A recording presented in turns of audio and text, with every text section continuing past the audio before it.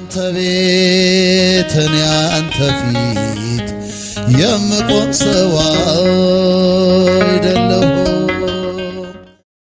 በስመ አብ ወወልድ ወመንፈስ ቅዱስ አሃዱ አምላክ አሜን። የተከበራችሁ ምእመናን ምእመናት፣ ወንድሞች እህቶች በእግዚአብሔር ሰላምታ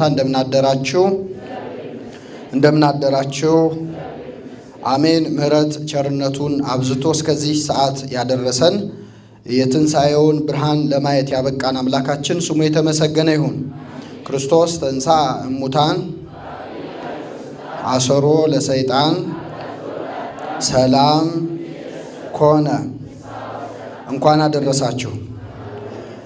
እንደ እግዚአብሔር ቅዱስ ፈቃድ በመዝሙረ ዳዊት መዝሙር 77 ከቁጥር 65 ላይ በሚገኝ የመጽሐፍ ቃል መነሻነት የእግዚአብሔርን ቃል እንማራለን። ወተንሥአ እግዚአብሔር ከመ ዘንቃህ እምነዋም፣ እግዚአብሔር ከእንቅልፍ እንደሚነቃ ተነሳ፣ የወይን ስካር እንደተወው እንደ ኃያል ሰው በሚል ርዕስ እንማራለን። እግዚአብሔር አምላካችን እንዲያስተምረን እንዲመክረን ቅዱስ ፈቃድ ይሁንልን። እንግዲህ አምላካችን መድኃኒታችን ኢየሱስ ክርስቶስ ሞቶ እንደማይቀር እንደሚነሳ አስቀድሞ ራሱ በቃሉ ተናግሯል። ይህንን ቤተ መቅደስ አፍርሱት፣ በሦስተኛው ቀን ምን እለዋለሁ? አነሳዋለሁ ወይም እሰራዋለሁ ብሎ አምላካችን ተናግሯል። እንደውም ከተሰቀለበት ምክንያት ከክሶቹ አንዱ ይህን ቤተ መቅደስ አፍርሼ ሰራዋለሁ ብሎ ተናግሯል ብለው አይሁድ የከሰሱበት አንዱ መነሻ ነበር። ነገር ግን አምላካችን ይህን ቤተ መቅደስ አፍርሼ ሰራዋለሁ ሳይሆን ያለው ይህን ቤተ መቅደስ ምን በሉት? አፍርሱት፣ እኔ ምን እለዋለሁ? እሰራዋለሁ ነው ያለው። መቅደስ ያለው ሰውነቱን ነው። ብትሰቅሉኝ ብትገድሉኝ ተመልሼ ምን እላለሁ? እነሳለሁ ብሎ አምላካችን በቃሉ ተናግሮ ነበር። ቀደም ሲል ደግሞ ስለ አምላካችን ስለ ኢየሱስ ክርስቶስ ትንሣኤ የተነገሩ ብዙ ትንቢቶች፣ ብዙ ምሳሌዎች አሉ። ከነዚህ መካከል ነቢየ እግዚአብሔር ቅዱስ ዳዊት እግዚአብሔር ከእንቅልፍ እንደሚነቃ ተነሳ፣ የወይን ስካር እንደተወው እንደ ኃያል ሰው ብሎ ተናግሯል። እንግዲህ በዚህ መጽሐፍ ቅዱሳዊ ቃል ላይ ቅዱስ ዳዊት ሞትን በሁለት መልኩ መስሎታል። የመጀመሪያው እንቅልፍ ነው፣ ሁለተኛው ደግሞ ስካር ነው። እግዚአብሔር ከምን እንደሚነቃ ተነሳ? ከእንቅልፍ እንደሚነቃ። ልብ አድርጉ። እንቅልፍን መጽሐፍ ቅዱስ የሞት ምሳሌ አድርጎ ይናገረዋል፣ ወይም ሞትን እንቅልፍ ይለዋል። ለምሳሌ ጌታችን መድኃኒታችን ኢየሱስ ክርስቶስ ወዳጃችን አልዓዛር ተኝቷል አለ። ወዳጃችን አልዓዛር ምን ብሏል? ምን ማለቱ ነው? አልዓዛር ምን ብሏል?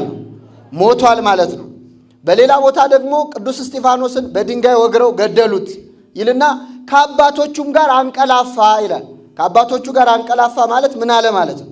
ሞተ ማለት ነው። ሞት እንቅልፍ ተብሎ ይጠራል። ለምንድን ነው ቢባል ሰው የሚተኛውም የሚነሳውም በማን ፈቃድ ነው? ከእንቅልፉ። አሁን ለመተኛት ብንፈልግ እንቅልፍ የምንተኛውም ከእንቅልፋችን የምንነቃውም በማን ፈቃድ ነው?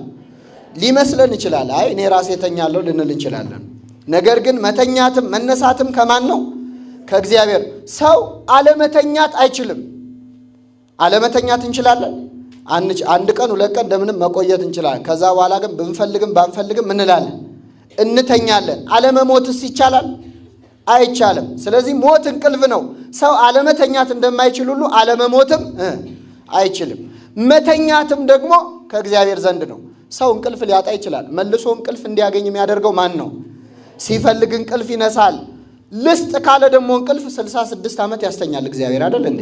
በመጽሐፍ ቅዱስ እኮ 66 ዓመት የተኛ ሰው እናውቃለን።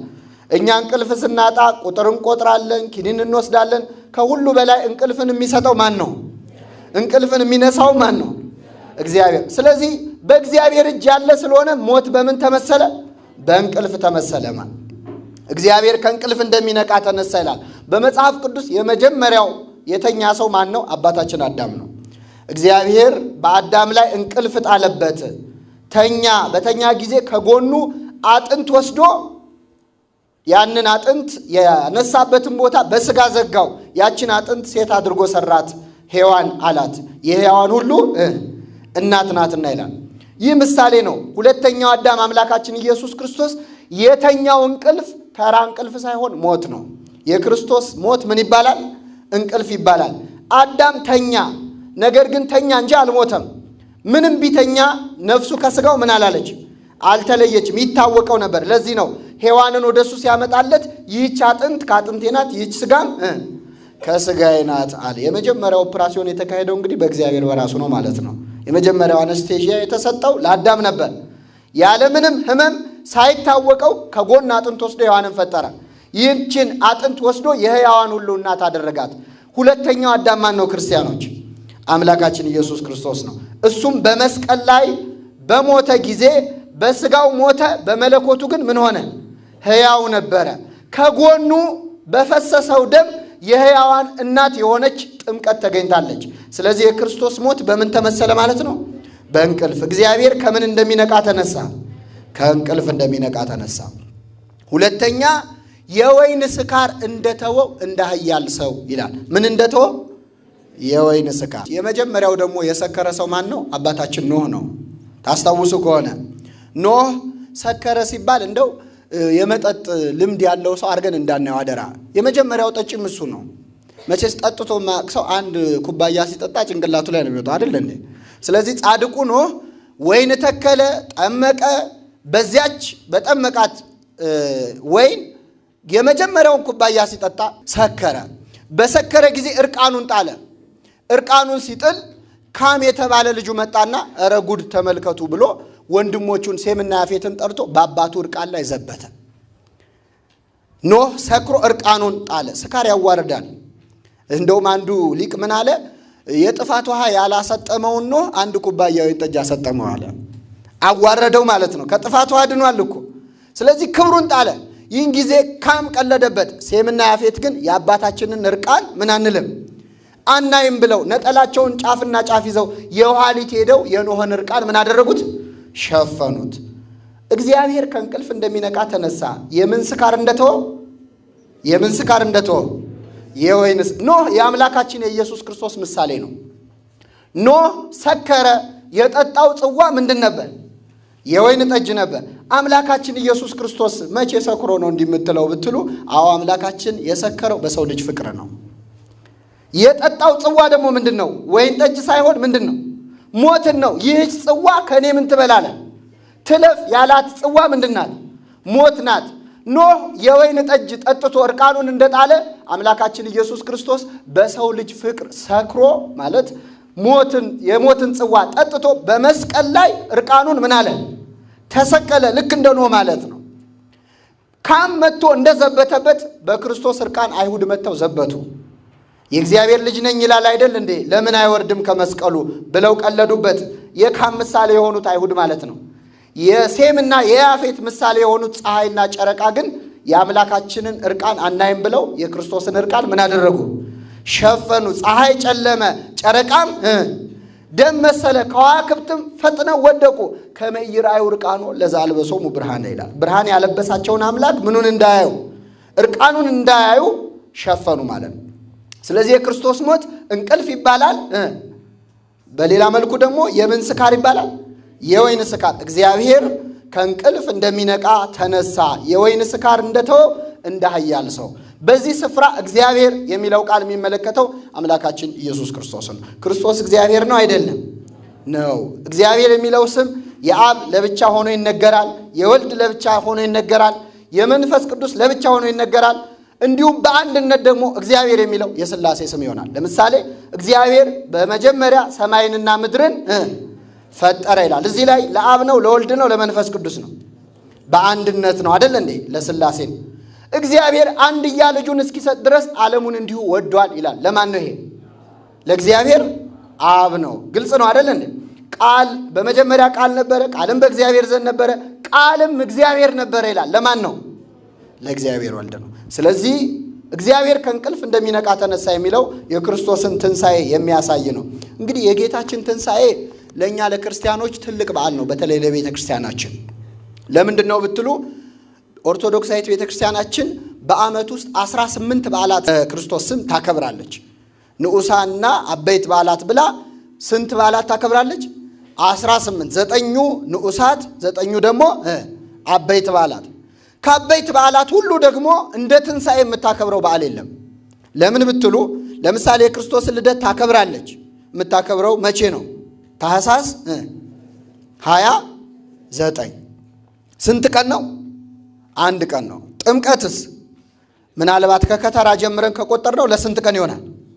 ለሁለት ቀን አይደል እንዴ? እስከ ቃና ዘገሊላ እንውሰደውና ለሶስት ቀን ይሆናል። ትንሣኤውን ግን የምታከብረው ለ50 ቀን ነው። የሚመጡት 50 ቀናት ሙሉ የክርስቶስ ትንሣኤ ምን ይላል? ይከበራል። ታላቅ በዓል ነው። በቤተ ክርስቲያናችን እጅግ የምንደሰትበት ቀና ብለን የምንሄድበት ነው። ቅዱስ ጳውሎስ ምን አለ? ክርስቶስ ካልተነሳማ እምነታችን ከንቱ ናት አለ። አምላካችን ሞቶ ቀረ ብለን አመንን እንላለን እንዴ? አንልም። የእሱ መሞትና መነሳት ክብራችን ነው ለቤተ ክርስቲያን። በዚያ ላይ ከክርስቶስ በፊት የሞቱና የተነሱ እኮ ብዙዎች አሉ።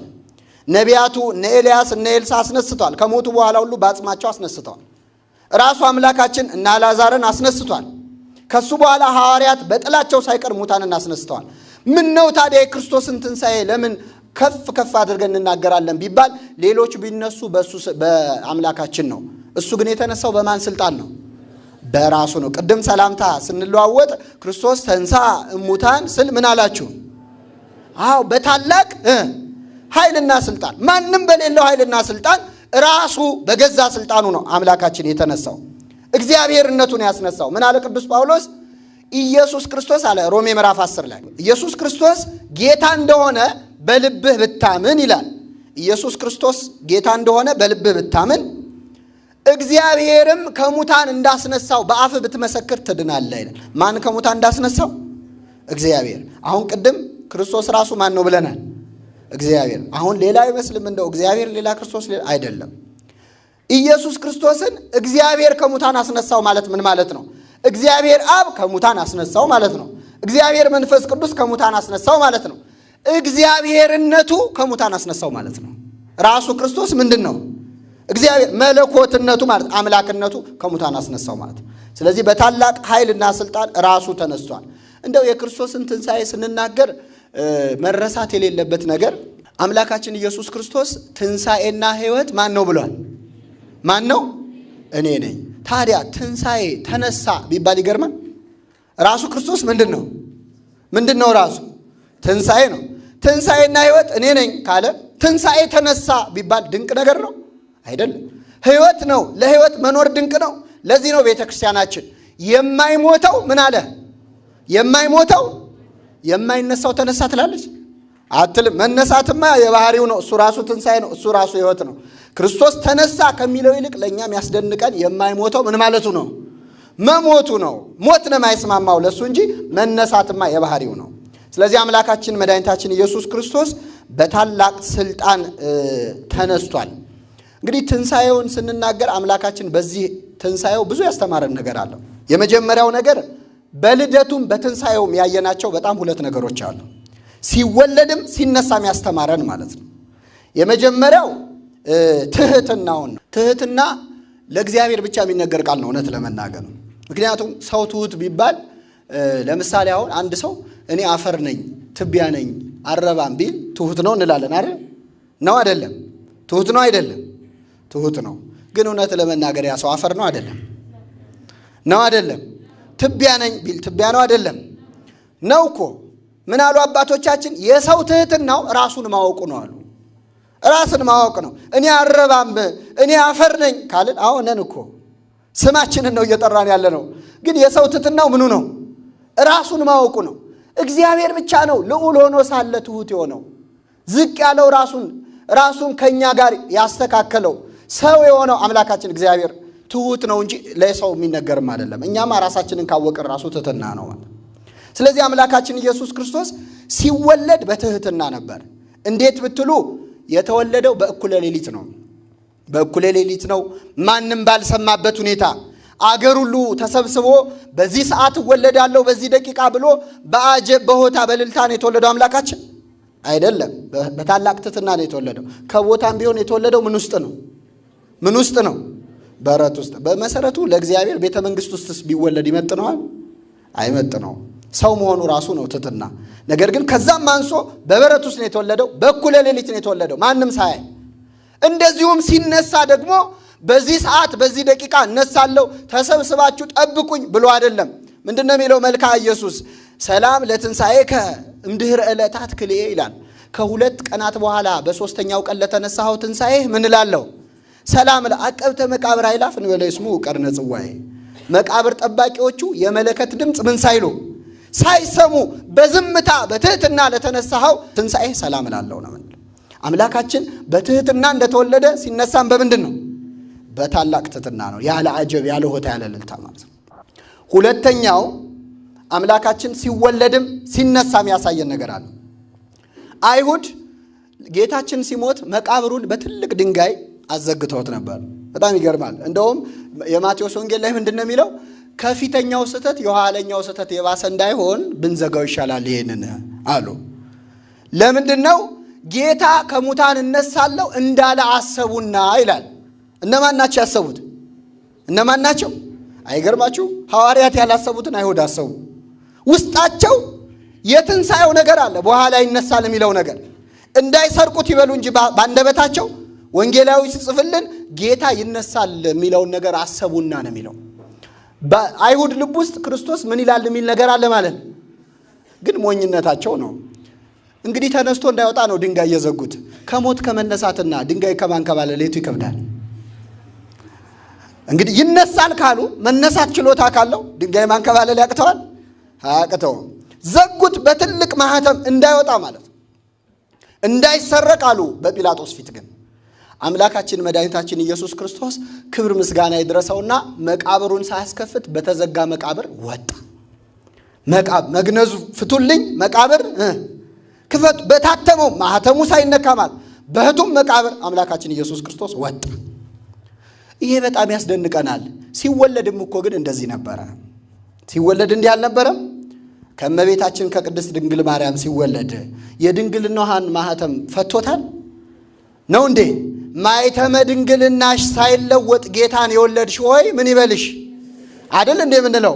የድንግልናዋን ማህተም ሳይከፍተው በተዘጋ ማህፀን በህቱም ማህፀን አምላካችን ኢየሱስ ክርስቶስ ተወለደ። አሁንም በትንሣኤው ዕለት ከህቱም መቃብር በገዛ ስልጣኑ ወጣ። ስሙ የተመሰገነ ይሁን። የሚገርመው በ381 ዓመተ ምህረት ሄልቪዴስ የሚባል መናፍቅ ተነስቶ ነበር። ይህ ሰው ምንድን ነው የሚለው? ክርስቶስ በድንግልና ተጸነሰ የሚለውን እሺ እቀበላለሁ፣ ግን እንዴት በድንግልና ይወለዳል? ማለት የድንግልናዋን ማህተም ሳይከፍተው እንዴት ይወጣል? በየት በኩል ይወጣል?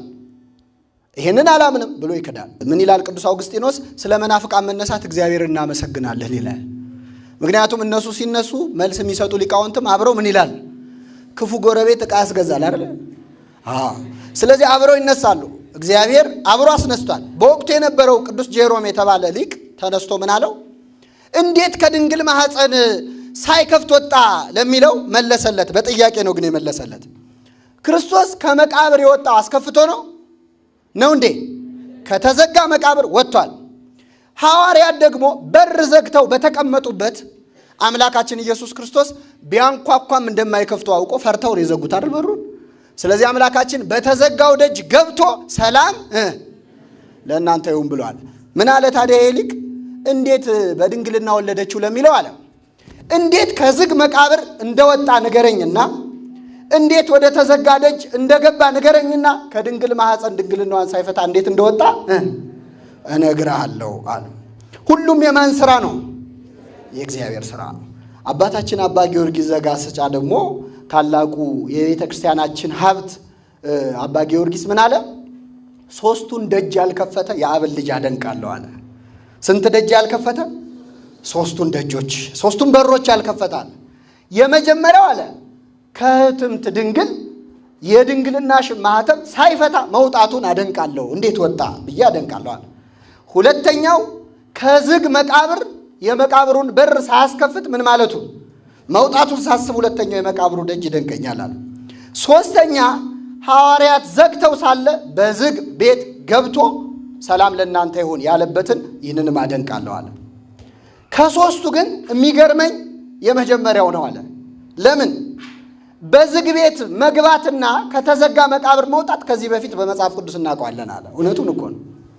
ነቢዩ ዳንኤል በአንበሳ ጉድጓድ ተጥሎ እያለ መልአከ እግዚአብሔር ቅዱስ ሚካኤል እንባቆም የተባለውን ነቢይ ይዞ ወደ ተዘጋው ጉድጓድ ገብቶ ዳንኤል መግበውታል። ተረፈ ዳንኤል ላይ ታገኙታላችሁ። ስለዚህ ይህንን አገኛለሁ አለ በመጽሐፍ ቅዱስ።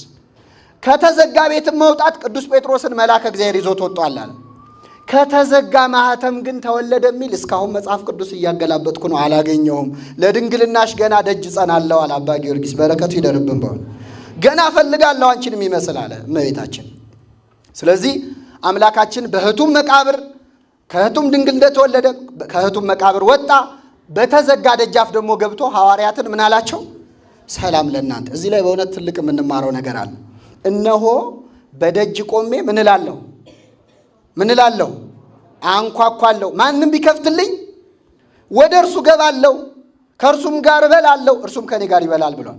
የሚያንኳኳው ምን መሰላችሁ? ልባችንን ነው። እግዚአብሔር እያንኳኳ ነው። ማንም ይከፍተው። እንደውም አንድ ሰዓሊ የጌታችን ሲያንኳኳ ስዕል ሳለው ይባላል። የታለ ቁልፉ ሲሉት ቁልፉ ከውስጥ ነው አለ ይባላል። ካልተከፈተ አይገባም። ልባችን ነው።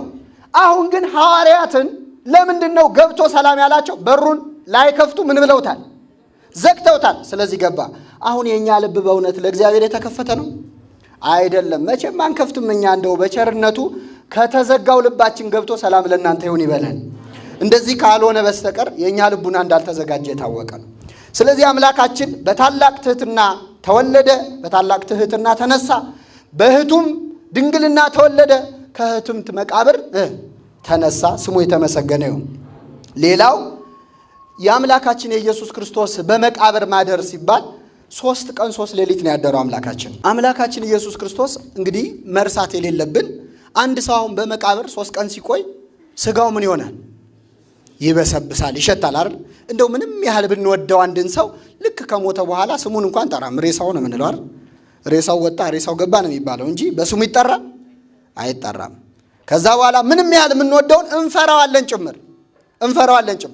ወዲያውኑ ይሸታል ተብሎ በተቻለ ፍጥነት ወደ መቃብር ነው የሚወርደው። አምላካችን ኢየሱስ ክርስቶስ ግን መቃብር ውስጥ 3 ቀን 3 ሌሊት አድሮ መበስበስ አላገኘውም። ቅዱስህን መበስበስን ያይ ዘንድ አትተወውምና ይላል መጽሐፍ። ለምንድን ነው አምላካችን ስጋው በመቃብር ሆኖ ያልፈረሰ ያልበሰበሰው ቢባል እንደኛ ያለ ስጋ ስላልሆነ ነው። እኛ አሁን 2 ነገሮች አሉን። ስንሞት የሚለያዩ ጓደኞች አሉ በእኛ ዘንድ። ምንና ምን ናቸው? ነፍስና ስጋ። አንድ ሰው የሚሞተው ምን ሲለየው ነው? ነፍስ ሲለየው ነው። አምላካችን ኢየሱስ ክርስቶስ ሞተ ሲባል ነፍሱ ከምኑ ነው የተለየችው? ከስጋውም ከነፍሱም ግን ያልተለየ ምን አለ? አምላክነቱ ነው፣ መለኮቱ ነው። ልብ አድርጉ። አምላክና ሰው ተዋሃዱ ሲባል ከነፍስም ከስጋም ጋር መለኮት ምን አለ? ተዋሃደ ማለት ነው አይደለ? ነፍስና ስጋ ሲለያዩ ከነፍስም ከስጋም ጋር ማን አለ? መለኮት አለ። በሃይማኖት አበው የተሰጠው ምሳሌ ምንድን ነው? ለምሳሌ ፀሐይ ላይ ግንድ አጋድመን እንጨት አጋድመን ፀሐዩ አርፎበታል ግንዱ ላይ። በመጥረቢያ ይዘን ያንን ግንድ ለ2 ብንከፍለው ፀሐይዋ ትከፈላለች? ስንት ትሆናለች? ፀሐይዋ 2 ትሆናለች? አትሆንም። እንጨቱ 2 ቢሆን ፀሐዩ 2 ይሆናል? አይሆንም። መለኮት የተዋሃደው ከስጋ ነው ከነፍስ ጋር ነው። ከስጋም ነፍስና ስጋ ሲለያዩ መለኮት ግን ምን አይልም? አይለይም። ከነፍስም ከስጋም ጋር ነው ያለው። ስለዚህ በነፍሱ መለኮት በተዋሃዳት ነፍሱ ማለት ነው ነፍሳትን ከሲኦል ምን አደረጋቸው? አወጣቸው። ነፍስ ራሷ እግዚአብሔር ናት ለሚሉ ሰዎች ይህ ትልቅ መልስ ነው። ምክንያቱም እግዚአብሔር ነፍስንም ስጋንም ነው የፈጠረው። ጸሎትም ስንጸልይ አምላክ አንተ ለኩሉ ዘስጋ ወለኩላ ዘነፍስ፣ የነፍስም የስጋም ፈጣሪ አንተ ነህ የምንለው። ነፍሳችንንም ስጋችንንም የፈጠረ ማን ነው? እግዚአብሔር ነው። አስተውሉ። ስለዚህ ነፍስ ራሷ እግዚአብሔር ናት የሚል ትምህርት በእኛ ቤተ ክርስቲያን የለም። ቃል ስጋ ሆነ ሲባል ነፍስም አለ፣ ስጋ ብቻውን አይደለም። መለኮትና ነፍስ ከስጋ ጋር ነው የተዋሃዱት እንጂ ስጋ ብቻውን አይደለም፣ በድን ብቻ አይደለም።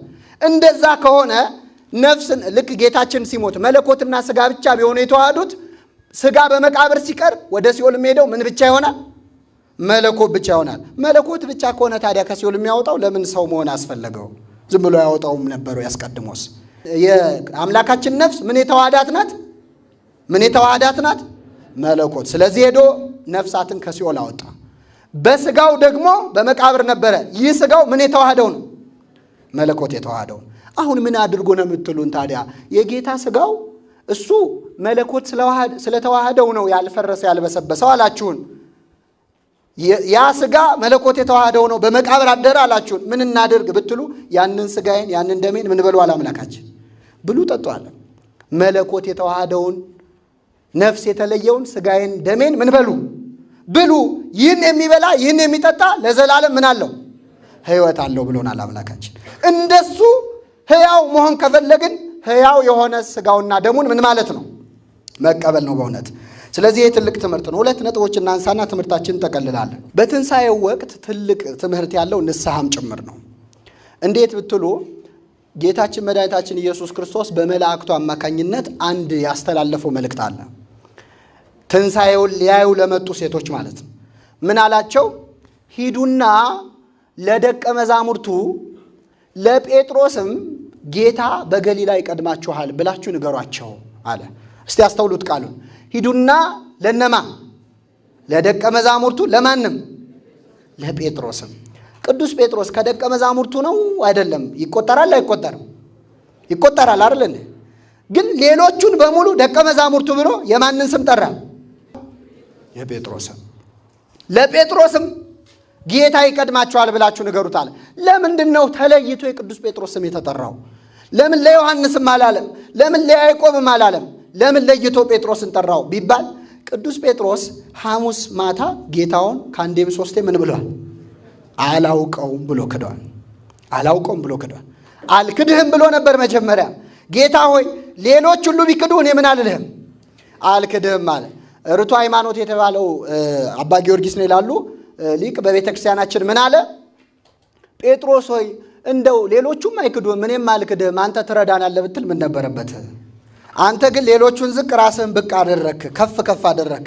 ስለዚህ ከሌላው በልጣለሁ የሚል ሰው ፈተና ይጥለዋል። ሌሎች ሁሉ ቢክዱ ስላለ ሌሎች ሁሉ ሳይክዱት ማን ካደው? ቅዱስ ጴጥሮስ ካደው። በኋላ ከሁሉ ይልቅ ወደው ከሁሉ ቀድሜ ክደው ብሎ ቅዱስ ጴጥሮስ አለቀሰ፣ አምሮ አዘነ። አሁን ጌታችን ሲነሳ ሂዱና ለደቀ መዛሙርቱ ለማንም ጭምር ለጴጥሮስም አለ። ለምን ቢባል ሂዱና ደቀ መዛሙርቱን ጥሩ ቢባል እነዚህ ሰዎች ጴጥሮስን አይጠሩትም። አይ እሱማ ክዶት የለ እንዴ ማታ፣ እኛ እኮ ከመዝገብ ለመሰረዝ እንቸኩላለን አይደል? ሰው በቃ ክዶት የለ እንዴ አይገባውም፣ እሱ ደቀ መዝሙር አይደለም እንላለን።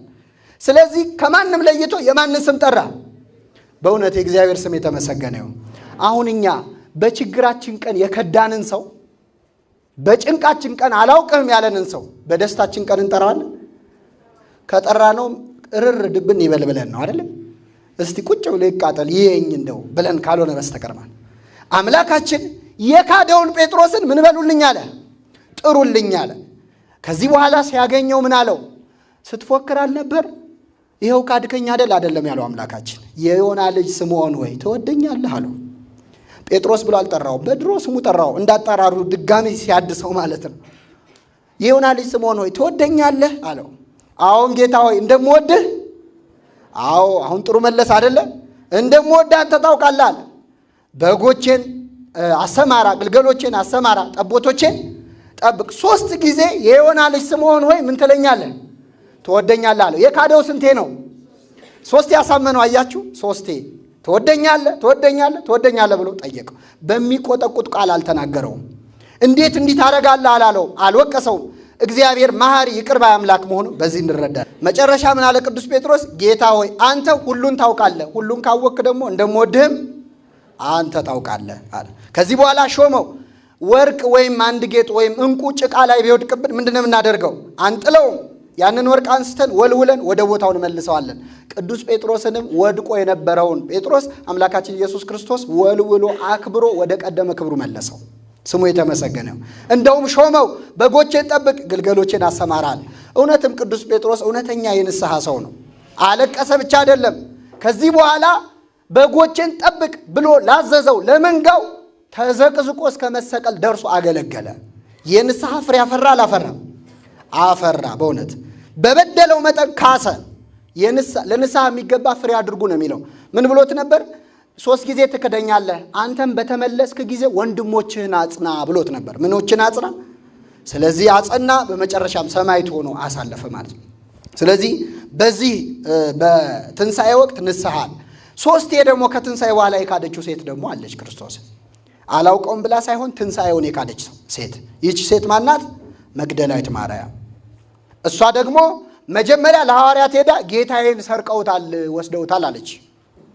ሁለተኛ መላእክት ተገልጠው ሲያናግሯት ጌታዬን ወስደውታል አለች። ሶስተኛ አምላካችን ኢየሱስ ክርስቶስ ራሱ ሲገለጥ አትክልተኛ መስሏት ጌታዬን ምን ብለውታል? ወስደውታል። ስንቴ? 3 ጊዜ። አትንኪኝ ብሎ የገሰጻት አምላካችን ለዚህ ነው። በኋላ ግን ይቅርታውን አድርጎ ሄደሽ መነሳቴን ለወንድሞች ምን በይ ተናገሪ ብሎ አምላካችን አዟታል ማለት። ስለዚህ ትንሣኤ ውስጥ ንስሐ አለ ክርስቲያኖች። የመጨረሻው ነገር ይህን ሰሞን ጾም ነበረ። እንደው ለእኛ ተብሎ ሁሌ ጾም በሆነ ያስብላል አይደል? ለእኛ ተብሎ ምክንያቱም በጾም ወቅት እንጸልያለን፣ እንሰግዳለን፣ ወደ እግዚአብሔር እንቀርባለን። ልክ ሲፈታ አብረን እንፈታለን። ክርስቶስ ሲነሳ እኛ መሞት እንጀምራለን። አሁን ይህን ሰሞን ምግቡ ሲመጣ፣ መጠጡ ሲመጣ፣ ስግደቱ ሲቆም፣ ጾሙ ሲቆም ጸሎቱም ይቀራል። ትልቅ በጣም የሚያሳዝን ነው በእውነት። ለዲያብሎስ ደግሞ ደስታው በአብይ ጾም ዲያብሎስ መሄጃ ነው የሚያጣው። የሰው ሁሉ አንደበት ጸሎት እየተናገረበት ሰው ሁሉ እየጾመ አባ ጊዮርጊስ እንዳለው ከሚጸልይ ሰው አፍ እሳት ይተፋበታል ነው። ስለዚህ መድረሻ ያጣው ዲያብሎስ ተመልሶ ሲመጣ በትንሣኤ ወቅት ቤቱ ተወልውሎ ይጠብቀዋል። ጌታችን በወንጌል እንደነገረን ለዚያ ሰው ይላል ከፊት ይልቅ የኋለኛው ይከፋበታል ይላል። ከዚህ ይሰውረን አምላካችን። ስለዚህ ትንሣኤውን የምናከብረው በመነሳት ነው። አሁን እኛ በስጋ አንሞትም፣ በኃጢአት ሞተናል። አልሞትንም? ሞተናል። አንተ የምትተኛ ንቃ፣ ከሙታንም ተነሳ፣ ክርስቶስ ያበራልሃል ይላል። የሞት ነው በምንድን ነው? በኃጢአት ነው። የምንነሳው በምንድን ነው? በንስሐ ነው። ትንሣኤውን የምናከብረው እንደዛ ከሆነ ነው።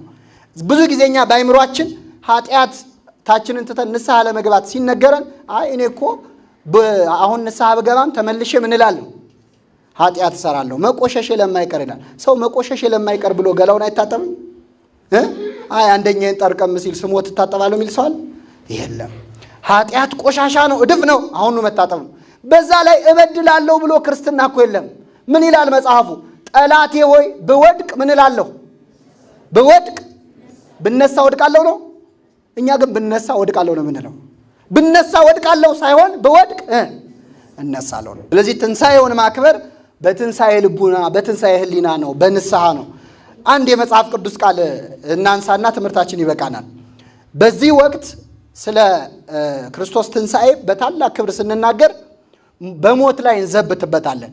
ሞት ሆይ መውጊያህ የት አለ? ሲኦል ሆይ ድል መንሳትህ የት አለ? ይህንን ያስባለን አምላካችን ኢየሱስ ክርስቶስ ነው። በእሱ ትንሣኤ ቀና ብለን ሄደናል። ኃጢአት እየሰሩ ግን ይህን መናገር ይከብዳል።